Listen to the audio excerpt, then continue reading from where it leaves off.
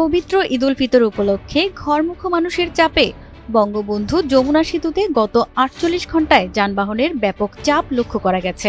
১৫ March রাত ১২টা থেকে ১৭ মার্চ রাত ১২টা পর্যন্ত এই ২ দিনে সেতু দিয়ে মোট ৮২,৬০১টি যানবাহন পারাপার হয়েছে। এতে যমুনা সেতু কর্তৃপক্ষের মোট টোল আদায় হয়েছে ৬,২৩,৫৪,৩৫০ টাকা। যমুনা সেতু কর্তৃপক্ষ সূত্রে জানা গেছে, এর মধ্যে সোমবার রাত ১২টা থেকে মঙ্গলবার রাত ১২টা পর্যন্ত ২৪ ঘণ্টায় সর্বোচ্চ ৪৬,৯৪৩টি যানবাহন পারাপার হয়েছে।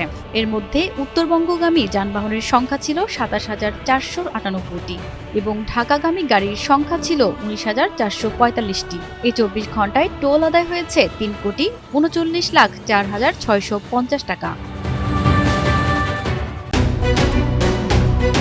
দেড় যুগ ধরে ভালোবাসার নিড়ে এসিআই পিওর সল্ট। যমুনা সেতুর নির্বাহী প্রকৌশলী সৈয়দ রিয়াজউদ্দিন জানান, স্বাভাবিক দিনের তুলনায় বর্তমানে প্রায় ৩ গুণ বেশি যানবাহন চলাচল করছে। ঈদ যাত্রা নির্বিঘ্ন করতে ও টোল প্লাজায় জটলা কমাতে সেতুর ২ পারে বুথ সংখ্যা বাড়ানো হয়েছে। বর্তমানে মোট ৯ থেকে ১৮টি বুথে টোল আদায় চলছে। এছাড়া মোটরসাইকেলের জন্য ২ পারে ২টি পৃথক বুথ স্থাপন করা হয়েছে, যাতে ছোট যানবাহনগুলো দ্রুত পার হতে পারে। টোল প্লাজায় বাড়তি বুথ ও সুশৃঙ্খল ব্যবস্থাপনার কারণে যানবাহনের চাপ থাকলেও বড় ধরনের কোনো যানজট ছাড়াই চালকরা সেতু পার হতে পারছেন বলে সংশ্লিষ্ট সূত্রে জানা গেছে। প্রতিমা সরকার, এনটিভি অনলাইন।